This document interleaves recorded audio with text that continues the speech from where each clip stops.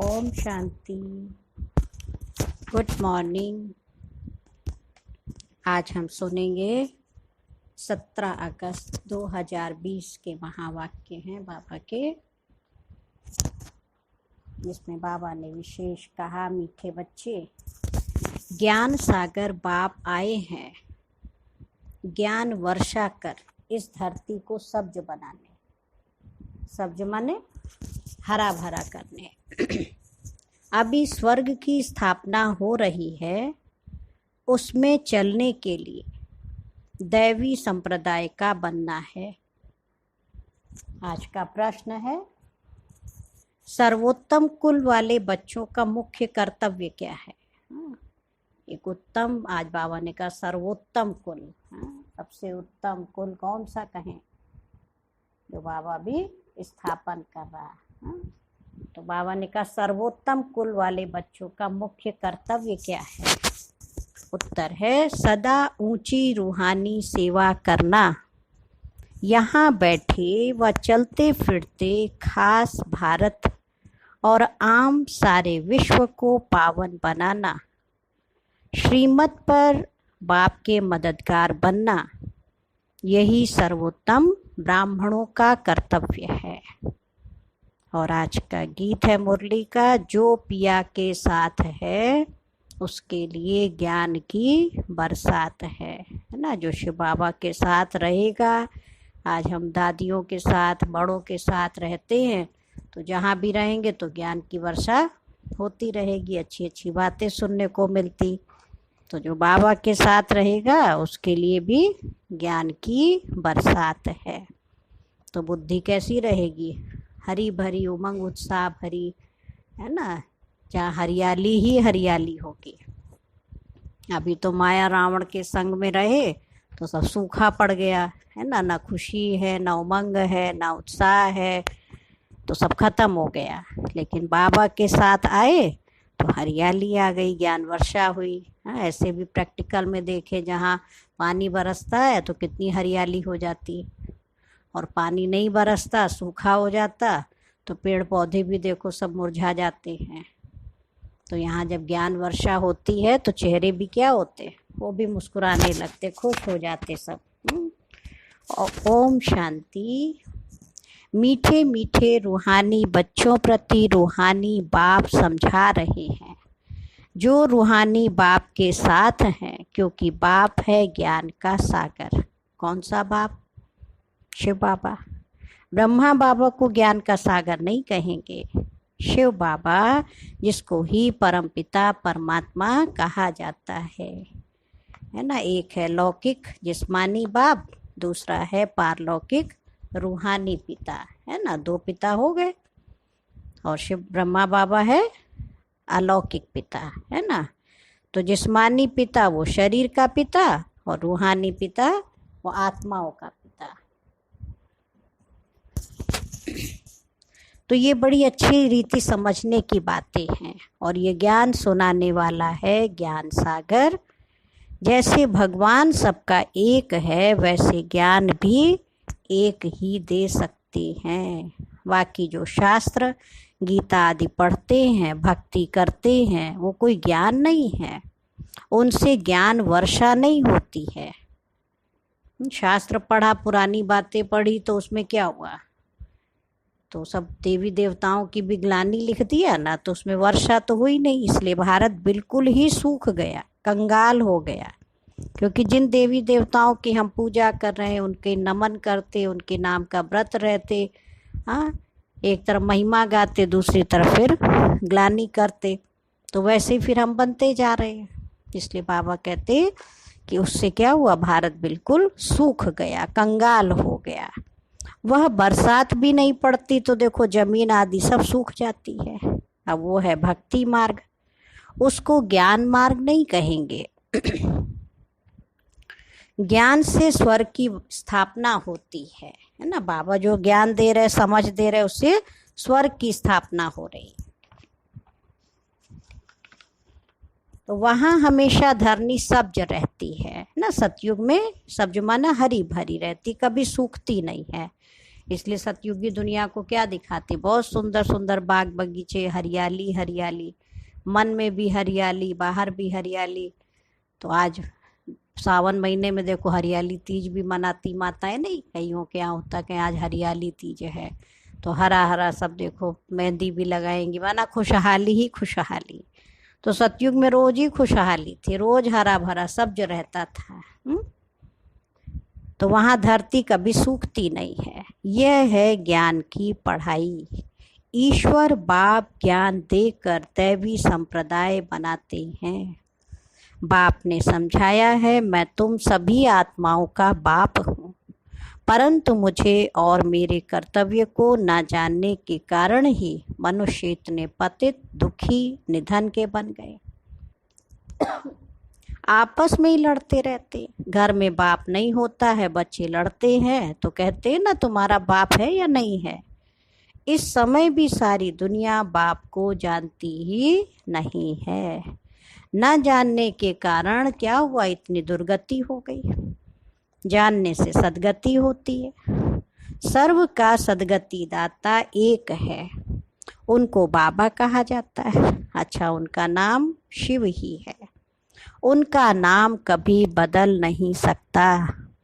जब सन्यास करते हैं तो नाम बदलते हैं ना, शादी में भी कुमारी का नाम बदलते हैं।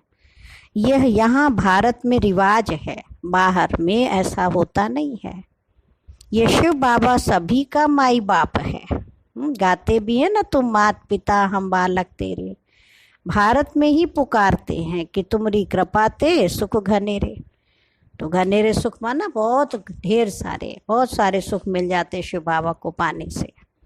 ऐसे नहीं कि भक्ति मार्ग में भगवान कृपा आदि करते आए हैं, नहीं, भक्ति में सुख घनेरे होते ही नहीं हैं।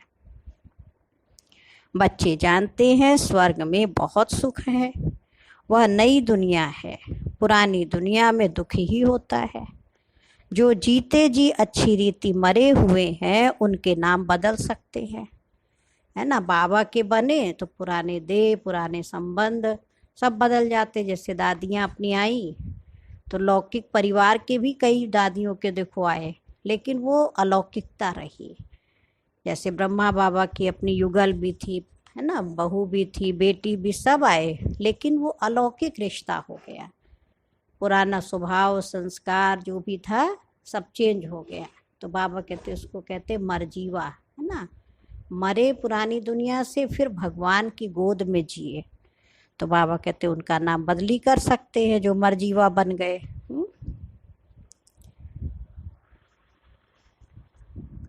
जो जीते जी अच्छी रीति मरे हुए उनके नाम बदल सकते हैं, परंतु माया जीत लेती है तो ब्राह्मण से बदल शूद्र बन जाते हैं। ऐसा भी हो जाता है ना, कई बार फिर माया आ जाती है। इसलिए बाबा नाम ही नहीं रखते, फिर पहले बदली करते थे, फिर नाम रखना बंद कर दिया। ब्राह्मणों की माला इसलिए नहीं बनती है, तुम बच्चे सर्वोत्तम ऊंच कुल वाले हो, ऊंच रूहानी सेवा करते हो। यहाँ बैठे व चलते फिरते तुम भारत की खास और विश्व की आम सेवा करते हो। विश्व को तुम पवित्र बनाते हो। तो तुम हो बाप के मददगार, बाप की श्रीमत पर चलकर तुम मदद करते हो। यह भारत ही पावन बनने का है। तुम कहेंगे हम कल्प कल्प इस भारत को पवित्र बनाए, पवित्र भारत पर फिर राज्य करते हैं। पहले इसी भारत को पवित्र बनाते, शुद्ध बनाते, है ना, उसको साफ सुथरा करते बुराइयों से, और फिर उसी पर हम राज्य करते। ब्राह्मण से फिर हम भविष्य देवी देवता बन जाते हैं। पहले ब्राह्मण बाबा बना रहा, सच्चे सच्चे कर्मवाचक ब्राह्मण, फिर देवता बन जाते हैं।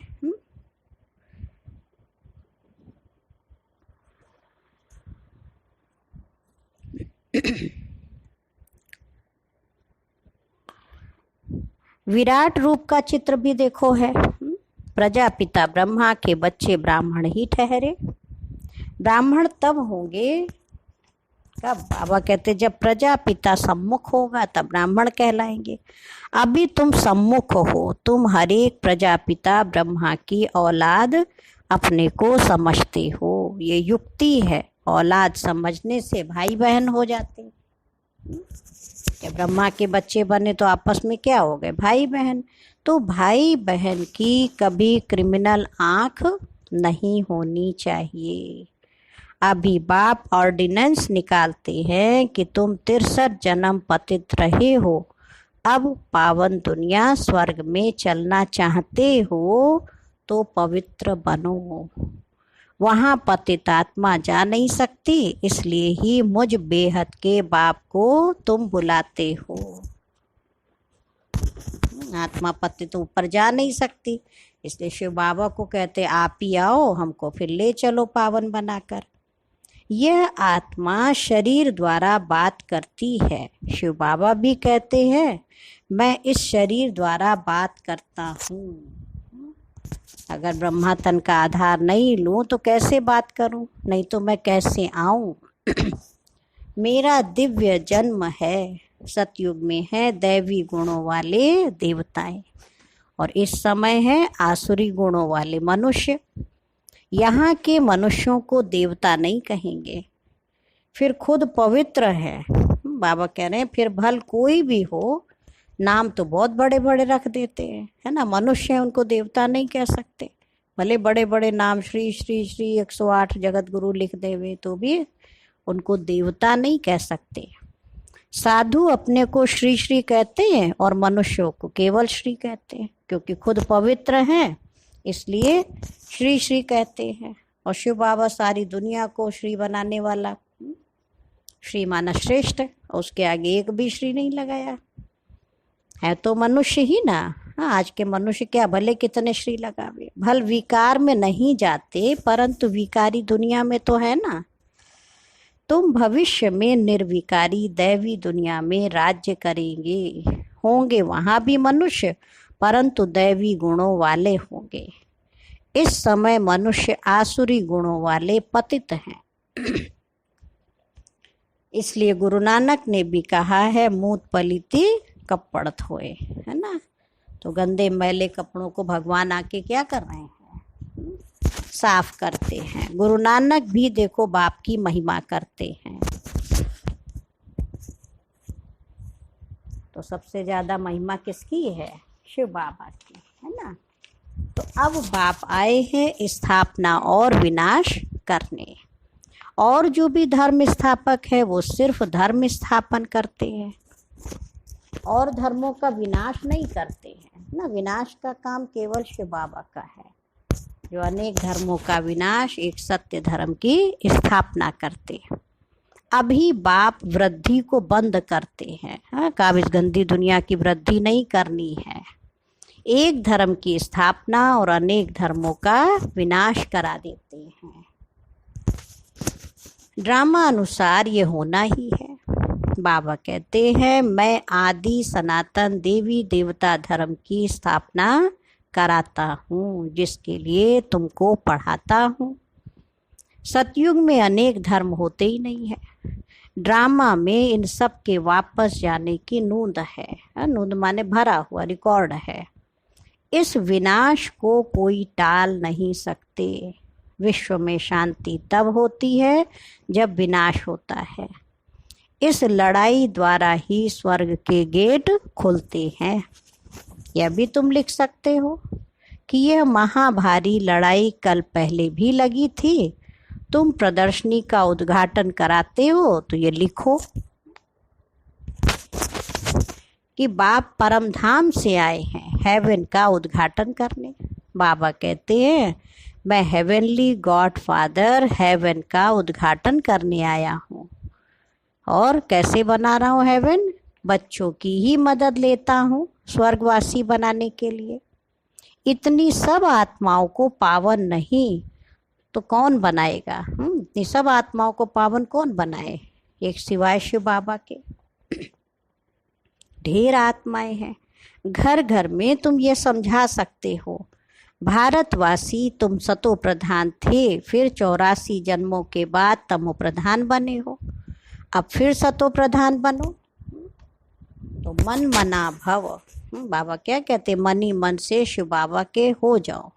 ऐसे मत कहो कि हम शास्त्र को नहीं मानते हैं। बोलो, शास्त्रों को और भक्ति मार्ग को तो हम मानते थे, परंतु अभी ये भक्ति मार्ग की रात पूरी होती है ना। ये बात पूरी रीति समझानी है। ज्ञान से दिन शुरू होता है। बाप आए हैं सबकी सदगति करने, तो समझाने की बड़ी युक्ति चाहिए। कोई अच्छी रीति धारणा करते, कोई कम करते हैं। प्रदर्शनी में भी जो अच्छे अच्छे बच्चे हैं वो अच्छा समझाते हैं। जैसे बाप टीचर है तो बच्चों को भी टीचर बनना पड़े। गाया भी जाता है सतगुरु तारे। बाप को कहा जाता है सचखंड की स्थापना करने वाला सच्चा बाबा। झूठ खंड स्थापन करने वाला है रावण। अब जबकि सदगति करने वाला मिला है तो फिर हम भक्ति कैसे करेंगे। भक्ति सिखलाने वाले अनेक गुरु लोग, सतगुरु तो एक ही है। कहते भी है सतगुरु अकाल, फिर भी अनेक गुरु बनते रहते। सन्यासी उदासी बहुत प्रकार के गुरु लोग होते हैं। सिख लोग खुद ही कहते सतगुरु अकाल, अर्थात जिसको काल नहीं खाता है। तो काल किसको नहीं खाएगा, ना आत्मा को खा सकता है ना परमात्मा को खा सकता है। दोनों ही अकाल मूर्त हो गए। मनुष्य को तो काल खा जाता है ना, शरीर को खाएगा। बाबा समझाते बच्चे मन मना भव, उनका फिर है जप साहेब को तो सुख मिले। मुख्य 2 अक्षर है। बाबा कहते मुझे याद करो, जप साहेब को। तो मन ही मन में क्या करना, शिव बाबा को याद करना, उनके गुणों का चिंतन अनुभव करना। तो साहब तो एक है ना। गुरु नानक ने भी उनके लिए इशारा किया है कि उनको जपो। वास्तव में तुमको जपना नहीं है, बाबा कहते याद करना है। यह है अजपा जाप। मुख से कुछ बोलो नहीं, शिव शिव भी कहना नहीं है। तुमको तो जाना है शांति धाम। अब बाप को याद करो। अजपा जाप भी एक का ही होता है जो बाप सिखलाते हैं। वो कितने घंटे बजाते, आवाज करते, महिमा करते, हाँ, फिर कहते अच्युतम केशवम जानकी वल्लभम, लेकिन एक भी अक्षर को समझते नहीं हैं। ऐसे ही धुन लगा के गीत गाते रहते हैं। सुख देने वाला तो एक ही बाप है। व्यास भी उनको ही कहेंगे। उनमें नॉलेज है, जो देते हैं सुख भी वही देते हैं। तुम बच्चे समझते हो अब हमारी चढ़ती कला होती है। सीढ़ी में कलाओं को भी दिखाया है। इस समय कोई कला नहीं है। मैं निर्गुण हारे में कोई गुण नहीं। एक निर्गुण संस्था भी है।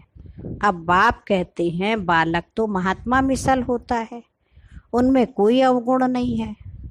उनका फिर नाम रख देते हैं निर्गुण बालक। अगर बालक में गुण नहीं तो बाप में भी नहीं है ना। सब में अवगुण है। गुणवान सिर्फ देवताएं बनते हैं। नंबर 1 अवगुण है। बाबा क्या कह रहे हैं, नंबर 1 अवगुण है जो बाप को नहीं जानते।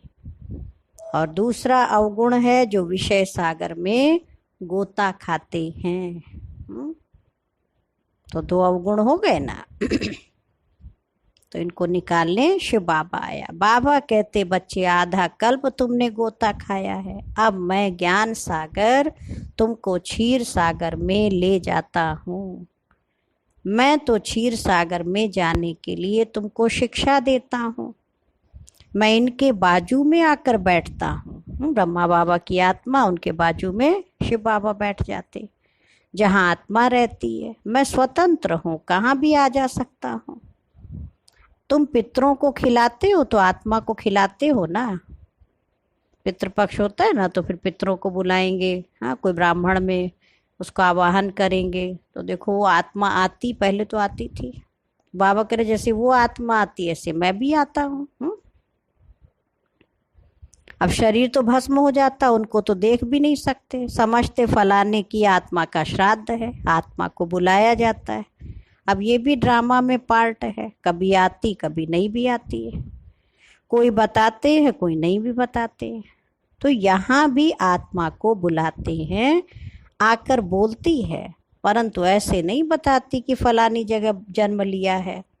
जैसे अपने यज्ञ में दादियाँ मम्मा गए तो वो फिर संदेशी बहन के माध्यम से फिर पूछा गया, लेकिन ये नहीं बताया हम कहाँ जन्म लिया है, नहीं तो सब पहुँच जाए।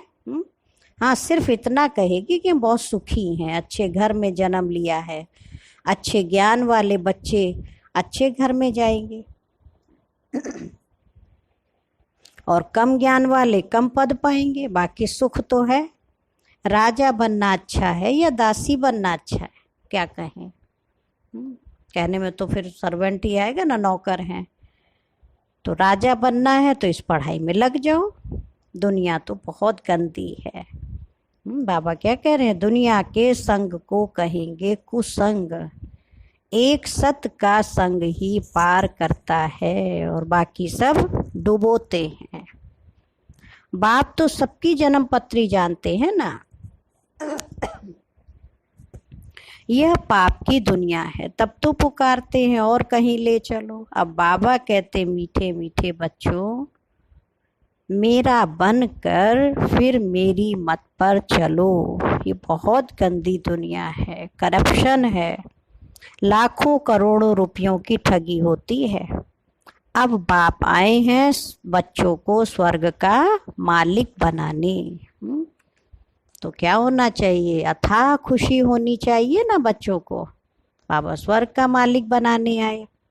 वास्तव में यह है सच्ची गीता। फिर ये ज्ञान प्रायः लोप हो जाएगा। अभी तुमको यह ज्ञान है, फिर दूसरा जन्म लेंगे तो ज्ञान खलास, फिर है प्रारब्ध। तुमको पुरुषोत्तम बनाने के लिए बाप पढ़ाते हैं। अभी तुमने बाप को जाना है। अब अमरनाथ की यात्रा होती है, बोलो जिनको सूक्ष्म वतन में दिखाते हो वह फिर स्थूल वतन में कहाँ से आया? पहाड़ आदि तो यहाँ है ना, वहाँ पतित हो कैसे सकती?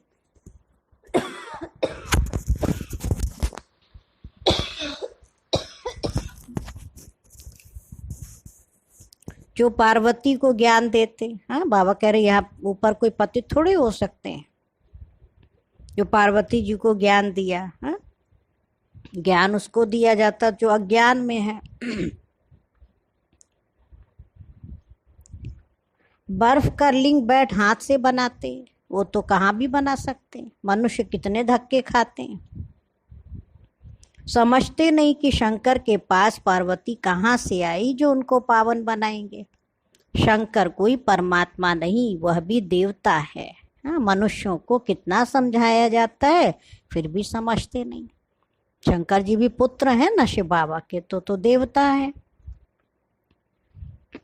बाबा कह रहे कितना देखो समझाते, पारस बुद्धि बन नहीं सकते। प्रदर्शनी में कितने आते हैं,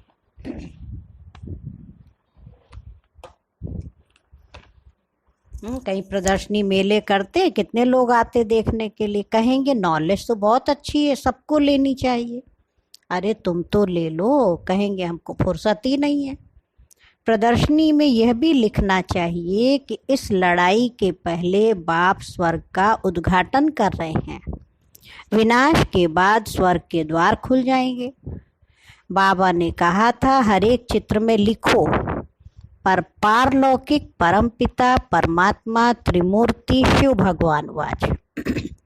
बाबा कह रहे हर चित्र के नीचे ये जरूर लिखी हो कि पारलौकिक परमपिता परमात्मा त्रिमूर्ति शिव भगवान वाच। त्रिमूर्ति न लिखने से कहेंगे शिव तो निराकार है, वो कैसे ज्ञान देंगे, है ना। इन तीनों के रचयिता ब्रह्मा विष्णु महेश के रचयिता शिव बाबा वो बोल रहे हैं। समझाया जाता है यही पहले गोरा था कृष्ण था, फिर सांवरा बना तो मनुष्य बना। अब तुमको मनुष्य से देवता बनाते हैं, फिर हिस्ट्री रिपीट होनी है। इसलिए गायन भी है, मानुष से देवता किए करत न लागी वार। कितना समय लगता है?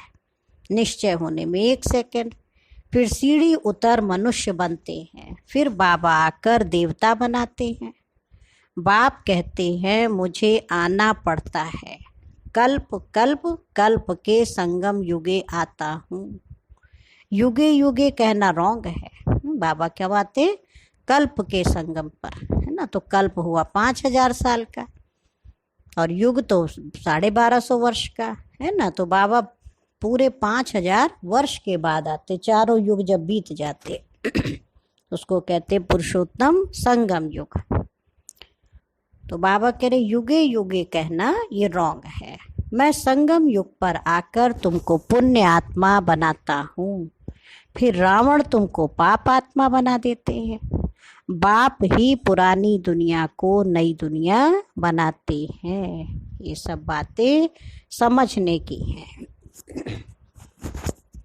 अच्छा, मीठे मीठे सिक्की लधे बच्चों प्रति माता पिता बाप दादा का याद प्यार और गुड मॉर्निंग।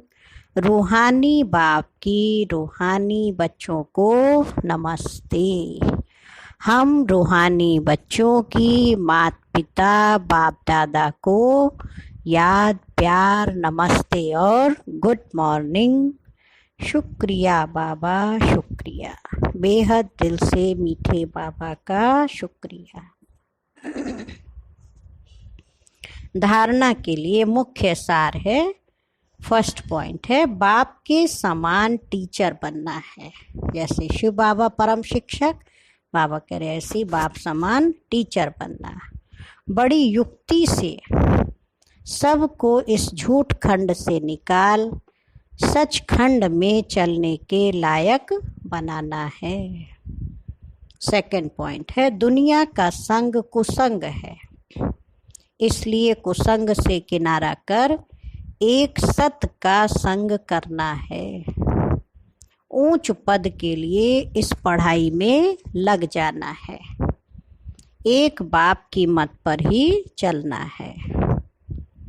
और आज मीठे बाबा का वरदान है संतुष्टता द्वारा सर्व से प्रशंसा प्राप्त करने वाले सदा प्रसन्न चित्त भव।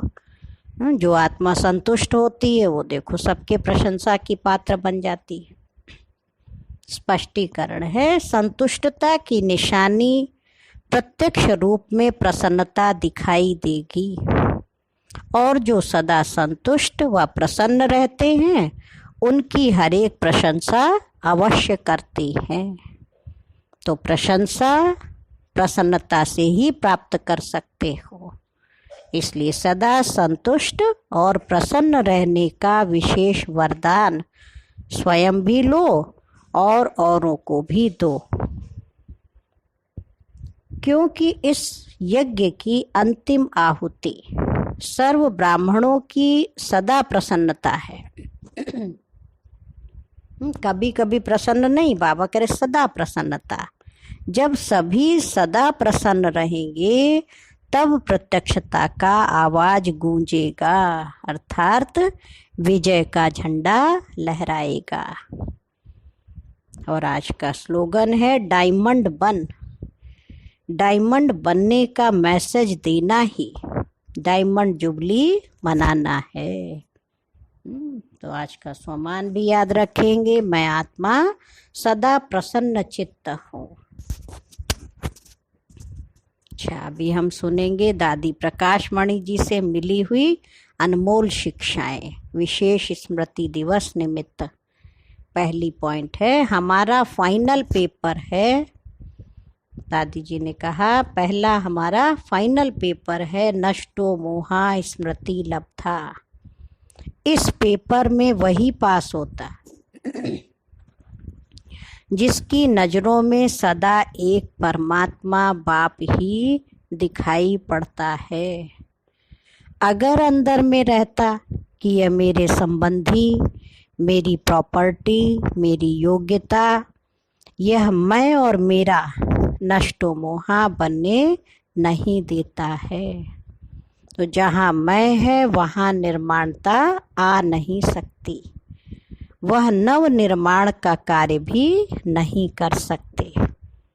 तो दो दो पॉइंट रोज सुनेंगे। सेकंड पॉइंट है जो स्मृति स्वरूप है वही नष्टो मोहा बनते हैं, वही सच्चे ट्रस्टी हैं। जो स्मृति लब्धा होंगे, है ना, स्मृति के आधार पर प्रारब्ध अपनी याद रखते, उनकी स्थिति वैभवों के आधार पर नहीं होगी। कोई है जो साधन व वैभवों के आधार पर सेवा करते हैं, जीवन निभाते हैं, वह कभी भी नष्टो मोहा नहीं बन सकते। वैभवों के आधार पर ना स्थिति को रखो और ना सेवा रखो, क्योंकि अभी हम बेगर टू प्रिंस हैं। बाबा ने हमें नया जन्म दिया, इस नए जन्म में हमारा कुछ भी नहीं। यह स्मृति और फिर नष्टो मोहा की बहुत सूक्ष्म मंजिल है। तो मुख्य अंतिम पाठ ही है नष्टो मोहा स्मृति लब्धा का। अच्छा, ओम शांति, ओम शांति, ओम शांति।